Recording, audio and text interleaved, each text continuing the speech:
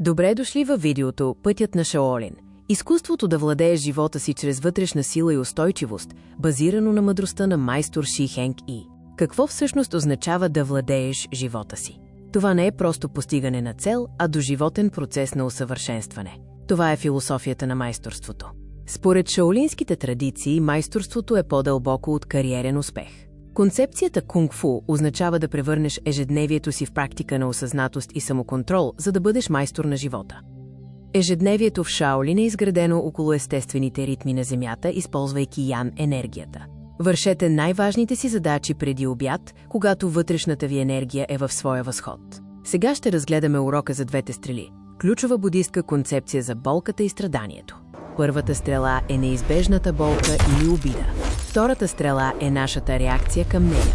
Ние сами се пронизваме, като позволяваме на егото ни да се чувства нападнато. Разпазнайте стрелица.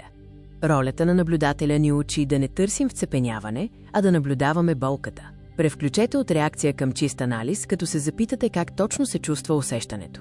Дисциплината на освобождаването преминава през 3 нива на практика.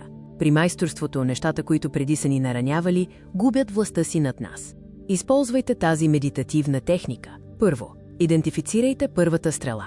След това, изследвайте болката с любопитство. Накрая, отпуснете напрежението, насочвайки дъха си към него. Практикувайте с градивно надграждане. Започнете с малки неудобства, за да изградите емоционален имунитет. Целта е да разширите лимита си, докато страданието престане да ви засяга. Майстор Ши Хенг И пита, защо би позволил на някой друг да ти отнеме качеството на живот само като те обижда? Вашето вътрешно състояние е ваша лична отговорност. Животът е кунг-фу. Практикувайте изкуството на освобождаването всеки ден. Благодарим ви за вниманието